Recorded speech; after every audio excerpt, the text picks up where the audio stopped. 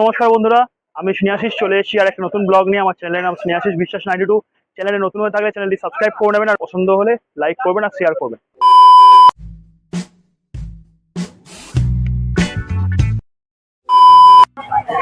দোকানের নাম বোম্বে স্যান্ডউইচ। আমার নাম সুমিত। বড় বাজার, বাঁশতলা মোড়, কালাগার স্ট্রিট। আমাদের 4 রকম স্যান্ডউইচ পাওয়া যায়। টোস্ট, পনির, চিজ, মালাই, সব আলাদা ডিশ আছে, আলাদা স্যান্ডউইচ আছে সব।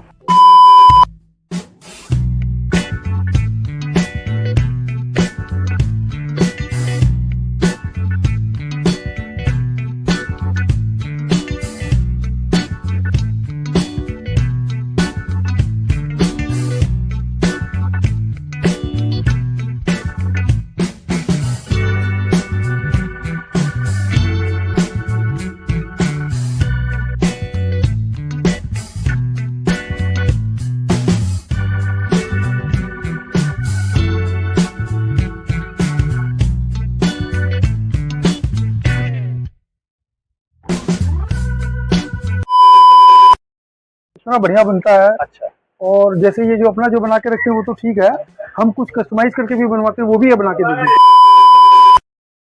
वेज निवासी रबड़ी, मिल्क केक, केसरिया मिल्क केक, लस्सी, दूध। सुबह सकाल में 6 बजे दुकान खोलते हैं, रात्रि 11 बजे बंद।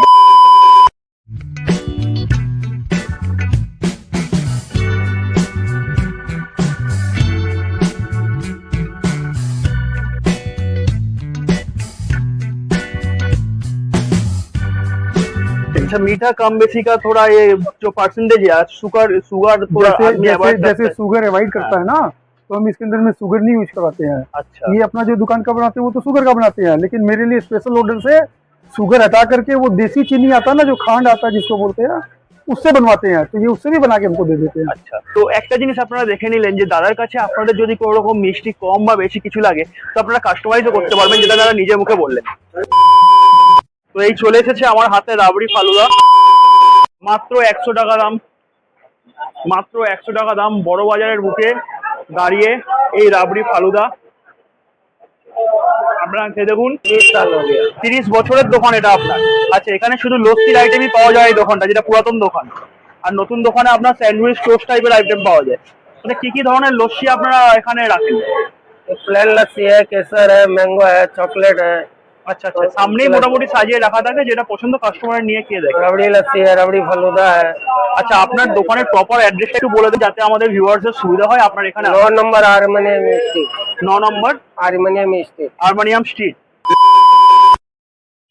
তো সারাদিন ধরে আমাদের খাওয়া দাওয়ার পর্ব শেষ হয়ে গেছে। আমরা কিছু খেলাম না খেলাম, দোকানের অ্যাড্রেস, নাম, ফোন নাম্বার সবকিছু দিয়ে দিলাম। আর যে কটা আইটেম খেয়েছি সবই ভালো ছিল।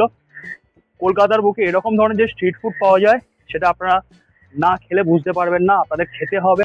এরকম পরবর্তী ভিডিওতে আরো অনেক রকম কলকাতার স্ট্রিট ফুড নিয়ে দেখা যাবে। তো আজকের খাওয়া দাওয়ার পর্ব আমাদের শেষ। চলুন ভিডিওটা এখানে করলাম শেষ। তার আগে, যাওয়ার আগে, চ্যানেলে নতুন হয়ে থাকলে সাবস্ক্রাইব করবেন, আর ভিডিও পছন্দ হলে লাইক করবেন আর শেয়ার করবেন।